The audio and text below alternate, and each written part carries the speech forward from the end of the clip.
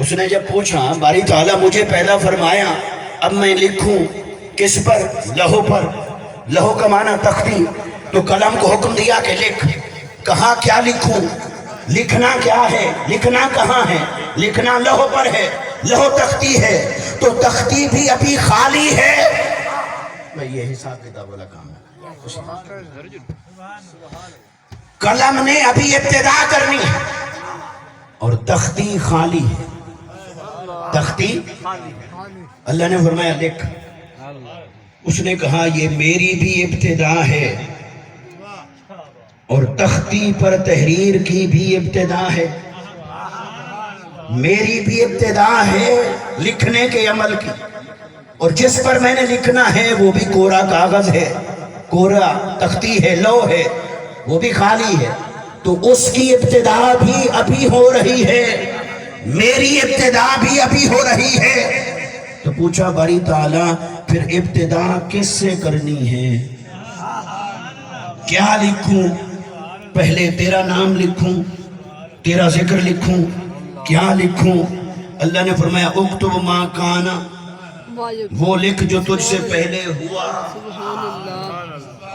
اچھا بعض لوگ پھر یہاں چونکہ ہم نے اہل سنت نے پڑھنا چھوڑ دیا، اس لیے پھر لوگ ڈنڈی مارتے ہیں، ڈنڈی مار کے اب ہمیں خبر نہیں ہوگی، وہ گزر جائے گا۔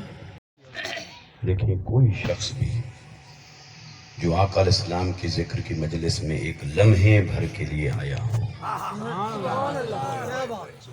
اسے ہم بدبخت کہیں، کتنی شدت اور انتہا پسندی کی بات ہے۔ کوئی ایک لمحے کے لیے آیا ہے، اس کی کوئی مجبوری ہوگی۔ آپ بھی تو ہر محفل میں نہیں جاتے،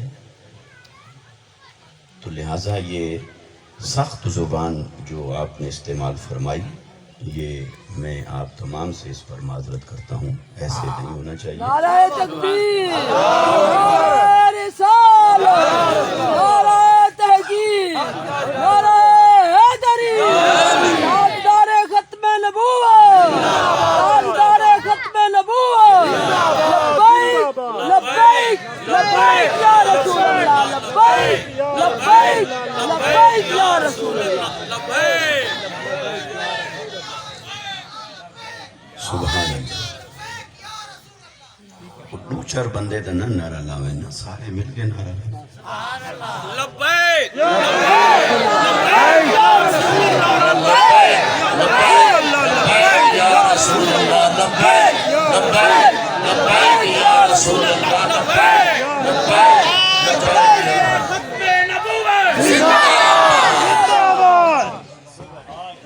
بس جس دن ہم سب اہل سنت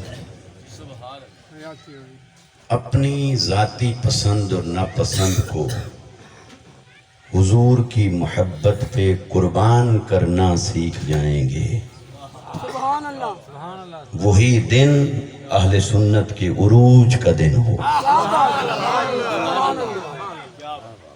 بلا تاخیر چند کلمات عرض کرتا ہوں، آپ پوری توجہ اور یکسوئی رکھیے۔ نحمدہ ونصلی ونسلم علی سیدنا و مولانا محمد رسولہ النبی الامین المکین الحنین الکریم الرؤوف الرحیم، اما بعد فاعوذ باللہ من الشیطان الرجیم، بسم اللہ الرحمن الرحیم، الحمدللہ رب العالمین، صدق اللہ العظیم وصدق رسولہ النبی الکریم، ونحن علی ذالک لمن الشاہدین والشاکرین، والحمدللہ رب العالمین۔ کروں تیرے نام پہ جاں فدا، سبحان اللہ، نہ بس ایک جاں دو جہاں فدا، دو جہاں سے بھی نہیں جی بھرا، کروں کیا کروڑوں جہاں نہیں۔ حمد و صلات کے بعد لائق صد احترام सादात ग्रामी कद्र, उलमाए ज़ी वक़ार, मुंतज़मीन महफिल, हाज़रीन व सामीन, अल्लाह और उसके हबीब सल्लल्लाहु अलैहि वसल्लम का फज़ल व करम है जिसके सदक़े से हम सब आज की इस बाबरकत और रूह परवर महफिल के अंदर हाजिर है। दुआ करें अल्लाह तबारक व तआला ये तमाम इंतज़ाम व इंसिराम और हम सब की हाज़री और शिरकत अपनी बारगाह में कबूल व मंजूर फरमाए। मौका की मुनासिबत से चंद कलिमात अर्ज़ करता हूँ।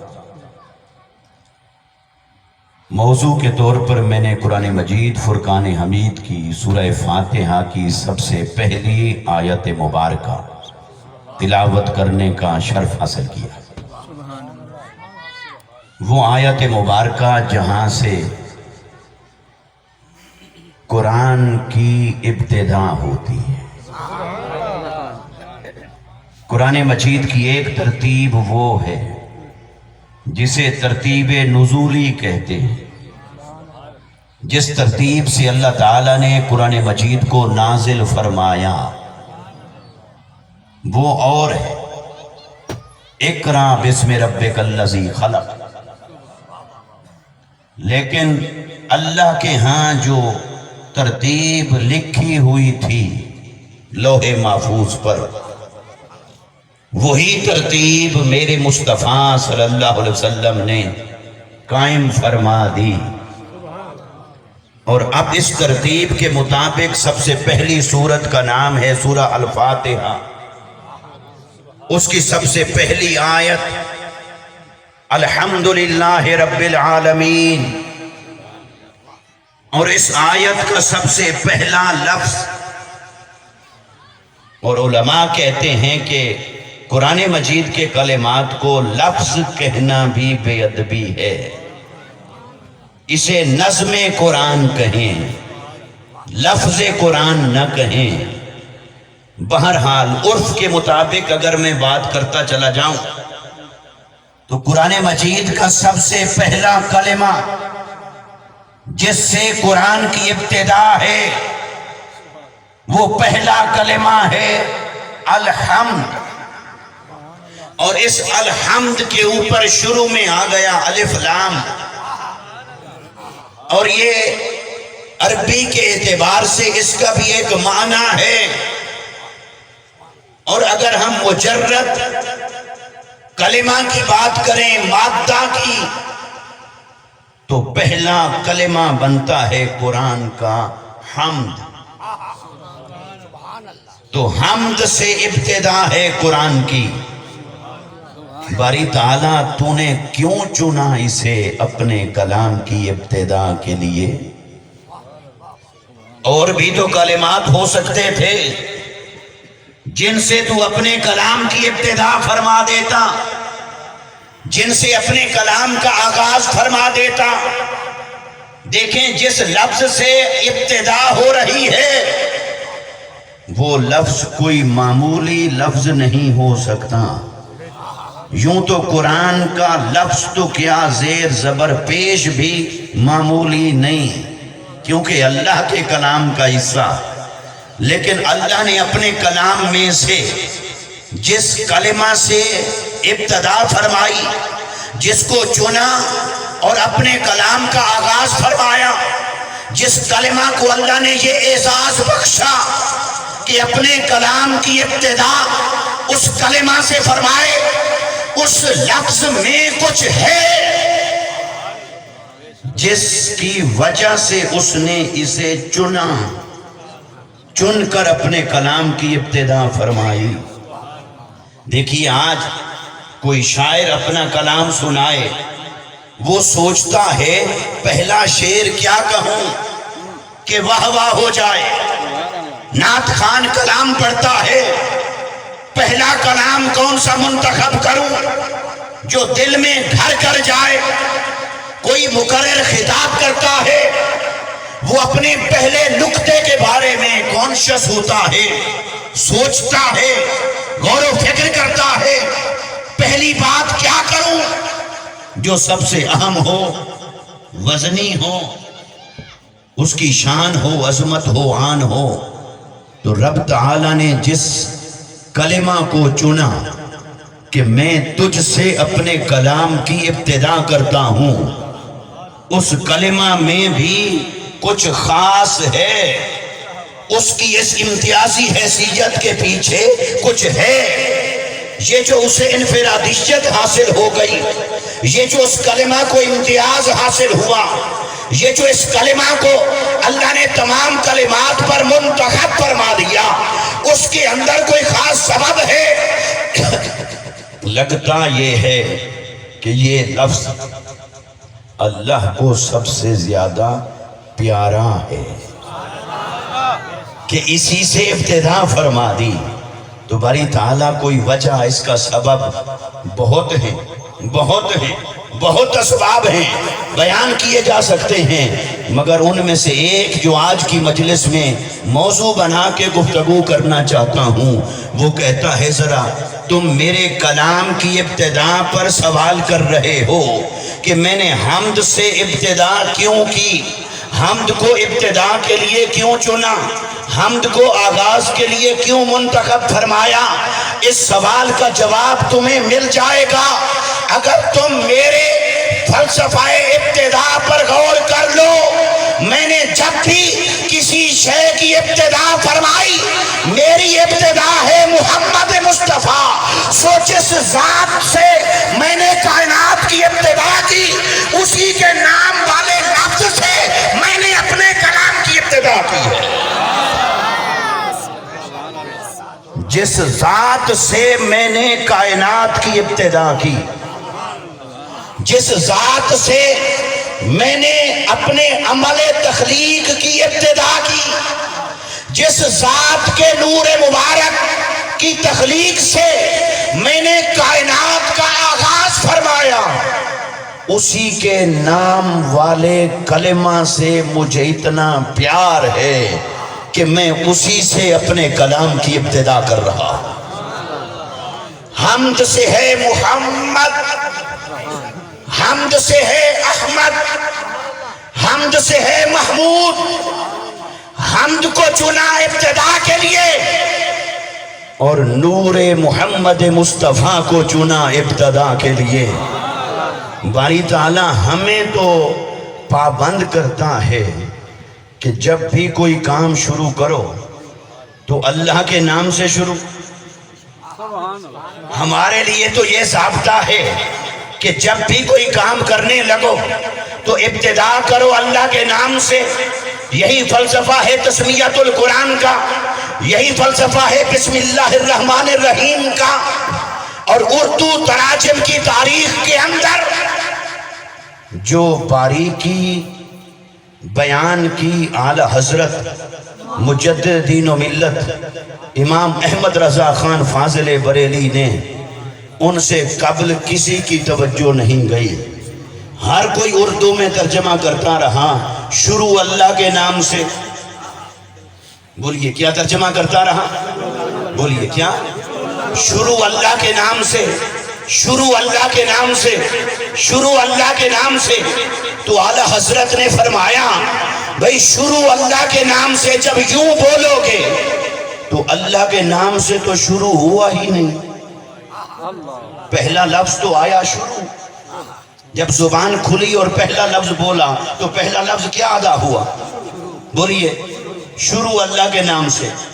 تو پھر جو اس کا فلسفہ ہے، حکمت ہے، وہ پوری ہوئی۔ حکمت تو یہ ہے کہ ابتدا کرو تو اللہ، آغاز کرو تو اللہ، اللہ کے نام سے کرو ابتدا، اللہ کے نام سے کرو آغاز، اللہ کے نام سے کرو شروعات، تاکہ برکت ہو، کام کی تکمیل ہو، اللہ کی رحمت متوجہ ہو۔ تو جب فلسفہ یہ ہے کہ اللہ کے نام سے شروع کرو اور ترجمہ یوں کرنے لگو کہ شروع کرتا ہوں اللہ کے نام سے، شروع اللہ کے نام سے، تو اللہ کا نام تو آیا چوتھے پانچویں نمبر پہ، پہلے تو لفظ آیا شروع، تو بسم اللہ کی حکمت ہی نہیں سمجھے تو ترجمہ کرنا آسان نہیں ہے۔ ایسے نہیں ہے کہ بس گرامر سے یا لغت سے ڈکشنری سے معنی نکال دیں اور قرآن کا ترجمہ کر دیں۔ ارے قرآن کا ترجمہ کرنے کے لیے سینہ صاحب قرآن کی محبت میں ڈوبا ہوا ہونا چاہیے۔ تو اعلی حضرت نے ترجمہ فرمایا اللہ کے نام سے شروع، اللہ کے نام سے شروع، اللہ کے نام سے شروع۔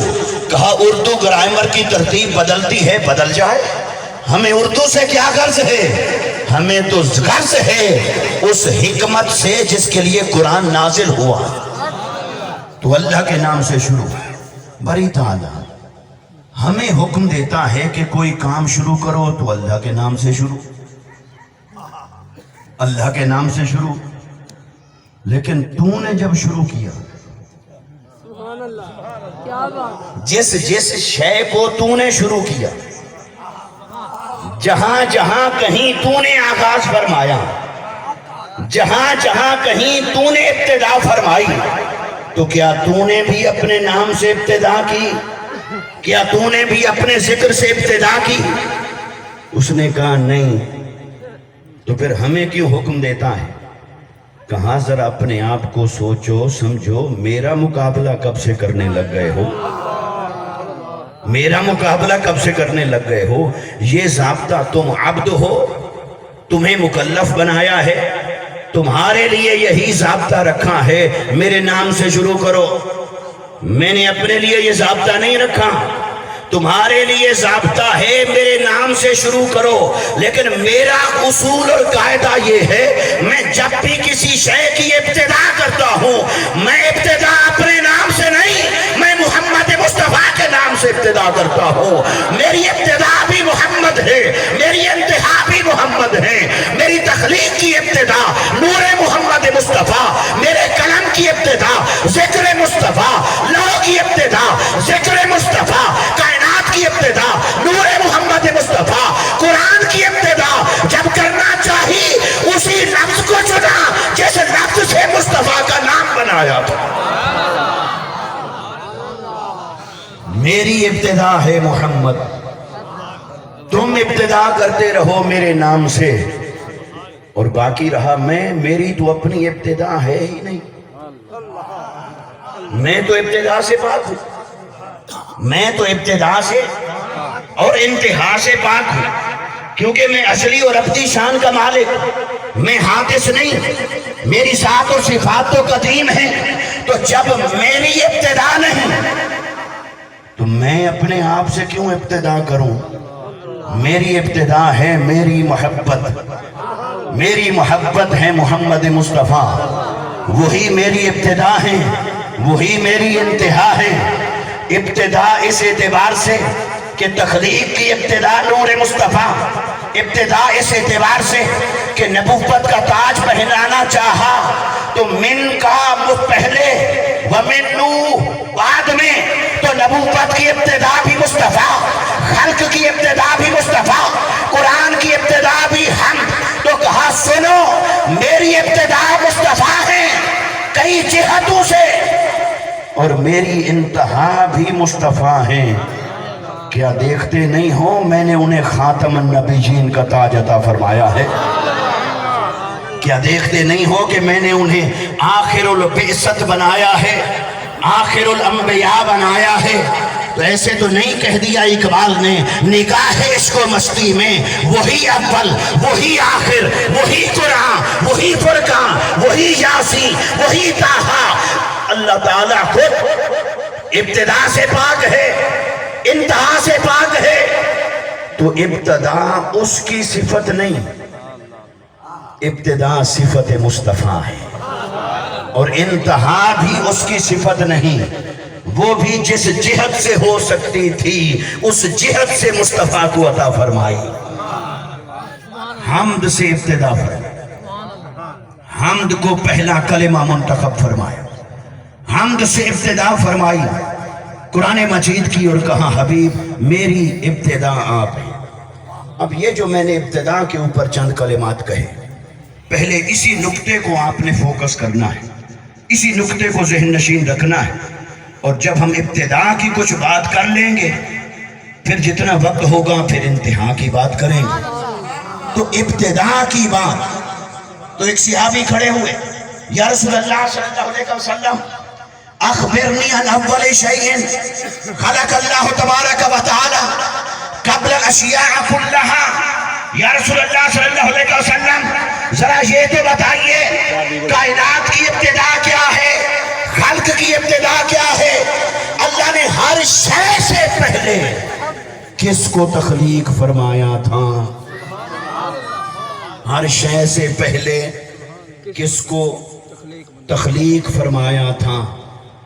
میری آقا نے دیا جواب، فرمایا یا جابر اول ما خلق اللہ نوری، وفی روایت ان اللہ تبارک و تعالی قد خلق قبل الاشیاء کلہا من نور نبیک، نور نبیک من نور ہی، اور کما قال النبی صلی اللہ علیہ وسلم، میری آقا نے فرمایا اے جابر، جب اللہ نے کائنات کی ابتدا کرنا چاہی، جب کائنات کا آغاز کرنا چاہا، وہ ابتدا سے پاک ہے، وہ انتہا سے پاک ہے، پھر ابتدا کا شرف کس کو دیا، آغاز کا شرف کس کو دیا، اس ابتدا سے کسے نوازا، اس شرف سے کسے نوازا، وہ ابتدا سے پاک ہے۔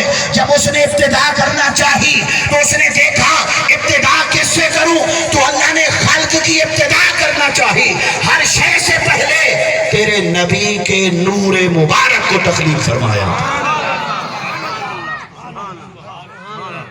اور یہاں لفظ آ رہا ہے تخلیق، کیا لفظ آ رہا ہے؟ اور ایک اور لفظ ہے ولادت۔ اب اردو کا دامن تنگ ہے، کیا کریں؟ اس نے دونوں کا ترجمہ کر دیا پیدا ہونا، تو اردو والے کو کیا معلوم تخلیق میں پیدا ہونا کیا ہے، ولادت میں پیدا ہونا کیا ہے؟ پانی انشاءاللہ ملے گا، حسینی ہے۔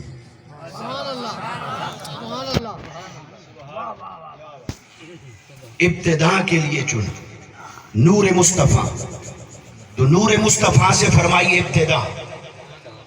تو صحابی نے پوچھا سوال، سب سے پہلے کس شے کو پیدا فرمایا؟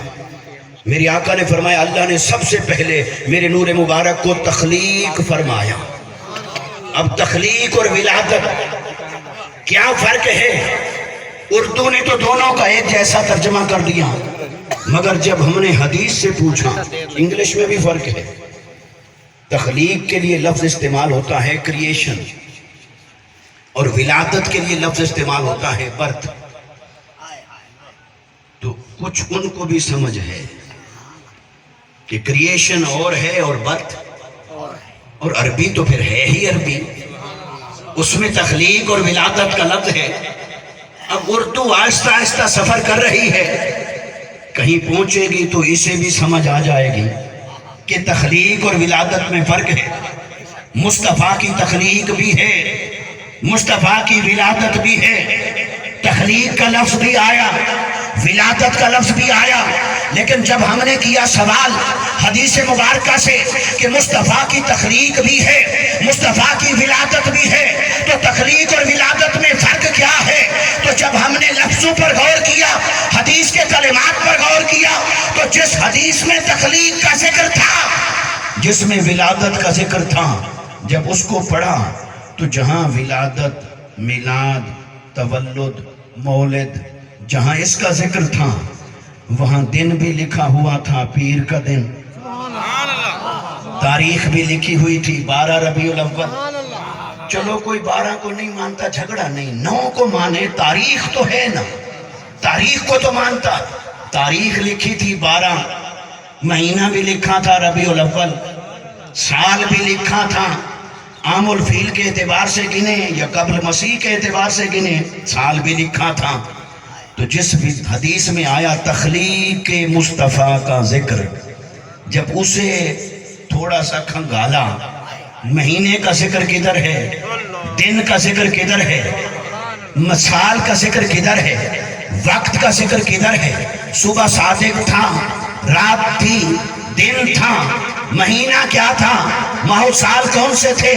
جب پڑھا تخلیق والی روایات کو، نہ مہینے کا ذکر، نہ سال کا ذکر، نہ دن کا ذکر، نہ پہر کا ذکر، نہ گھڑی اور لمحے کا ذکر، نہ وقت کا ذکر۔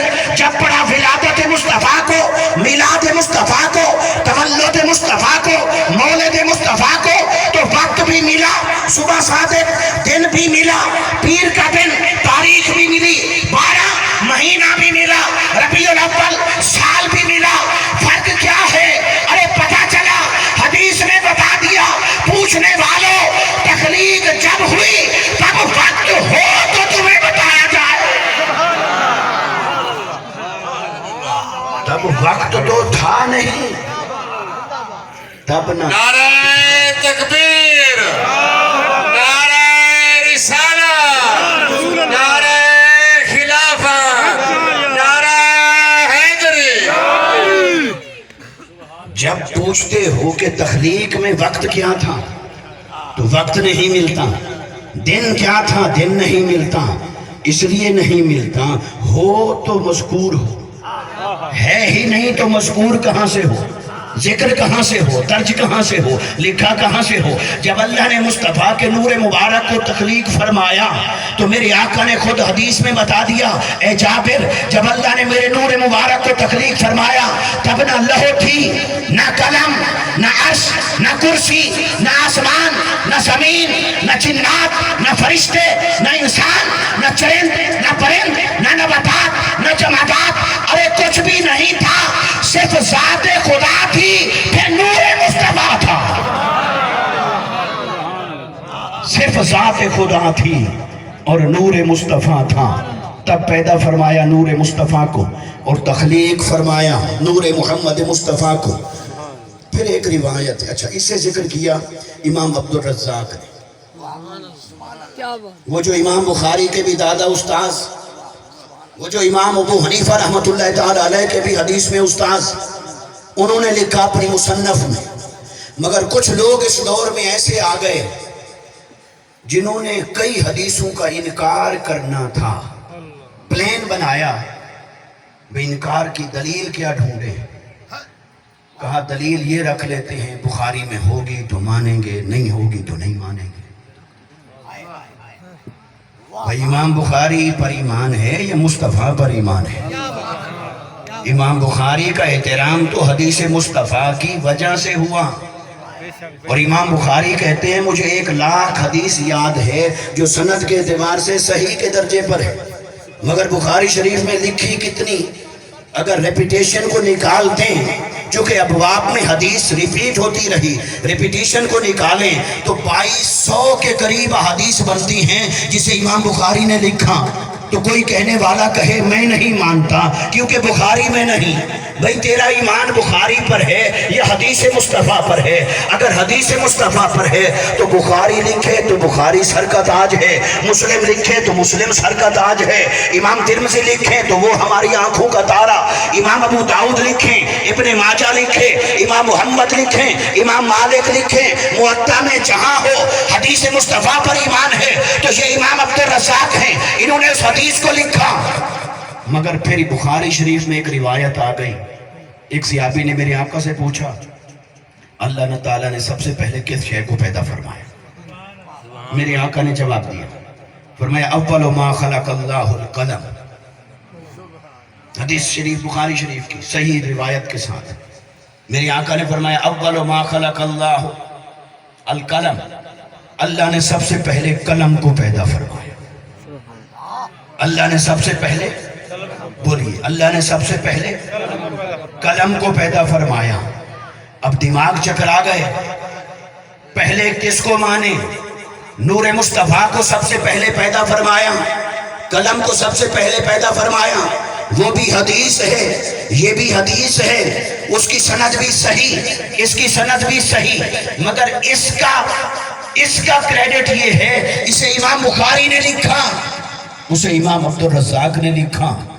تو کچھ وہ تھے جنہوں نے فیصلہ کیا بھئی اگر اس کو مانے تو پھر تو نور بھی ماننا پڑے گا، کیونکہ تخلیق जिस्म मुस्तफ़ा की नहीं हुई, तख्लीक नूर मुस्तफ़ा की हुई, और विलादत किसकी हुई? जिस्म मुस्तफ़ा की, बशरियत मुस्तफ़ा की। तो उन्होंने सोचा भी उसका इनकार कर दें, इसको मान लेते हैं। तो आला हजरत फाजिल बरेली पुकार उठे, फरमाया कलम वाली को मानता है, जिसमें कलेमा पढ़ाने वाले का जिक्र है उसे नहीं मानेगा। तेरी वफादारी कलम के साथ होनी चाहिए। मैं फन्ने हदीस के एतबार से बात कर रहा हूँ। चलो फर्ज करो सनद पे बहस कर ली, रावी देख लिए, अस्मा और रिजाल की किताबें खंगाल ली, उसका माखस देखा, मस्दर देखा, मराजे देखे, फन पर बहस की, अव्वलियत किसको है, फजीलत किसको है, सकाहत किसको है, सारी बहस कर ली फन के एतबार से। एक सादा जवाब दे, तेरे इल्म का झुकाव कलम की तरफ होना चाहिए या कलमा पढ़ाने वाले की तरफ होना चाहिए? और तुम पर मेरे आका की इनायत न सही, नजदियों कलमा पढ़ाने का भी एहसान गया। इतना तो सोचा होता कि तेरे इल्म का झुकाव कलम की तरफ होना चाहिए या कलमा पढ़ाने वाले की तरफ होना चाहिए। फिर भी मैं महज ये इश्क और मोहब्बत की बात करके तो हदीस से बाईपास नहीं लेना चाहता। कोई कहे जी बस इतना जिक्र किया, फन पर तो बात नहीं की, तो वो हदीस है। तो आओ हदीस है। हम शेखुल इस्लाम डॉक्टर मोहम्मद ताहिरुल कादरी मद्दसिरुल आली की मजलिस में थे। आपने इस हदीस को पढ़ा, फरमाया झगड़ा ही खत्म हो जाता है। ये जो कलम वाली हदीस है इसे तो हर कोई मानता है ना, इसे तो बोलिए भाई, जो उसकी अव्वलियत को नहीं मानता, नूर मुस्तफा के अव्वल होने को नहीं मानता, कलम वाली हदीस को तो हर कोई मानता है। तो फरमाया फिर इस कलम वाली हदीस को जरा आगे तो पढ़ें, जिसे तुम मानते हो ये आगे क्या क्या मनवा रही है। जिसे तुम मानते हो ये आगे क्या क्या मनवाती है, इसे तो मानते हैं मगर ये क्या क्या मनवाती है। तो हदीस को पूरा पढ़े। अब कलो मा खलक़ल्लाहुल कलम, अल्लाह ने सबसे पहले कलम को पैदा फरमाया। सुम्मा क़ाला लहू उक्तब, फिर अल्लाह ने कलम को हुक्म दिया, फरमाया इसे लिखो। फ़क़ाल मा अक्तुब, कलम ने पूछा बारी ताला क्या लिखूं? अल्लाह ने फरमाया उक्तुब मा काना, उक्तुब मा काना, उक्तुब मा काना वमा यकून। फरमाया वो लिख जो तुझसे पहले हो चुका है और वो लिख जो तेरे बाद होने वाला है। वो लिख जो तुझसे पहले हो चुका, वो लिख जो तुझसे पहले हो चुका, वो लिख जो तुझसे पहले हो चुका। तो इसी कलम वाली हदीस ने बता दिया, अरे कुछ वो भी था जो कलम से पहले हो चुका था। अरे कलम से पहले क्या था? वो नूर मुस्तफा पैदा हो चुका था। उसी हदीस ने वाज़ेह कर दिया कि कलम से पहले कुछ था। तो कुछ है मा काना, ये है कलम का मासी, वमा यकून, ये है कलम का मुस्तकबिल। तो कुछ कलम का मासी था, कुछ कलम का मुस्तकबिल था, कुछ वो था जो कलम से पहले गुजर चुका था, कुछ वो था जो कलम के बाद होने वाला था। तो अल्लाह ने फरमाया लिख। क्या लिखूं?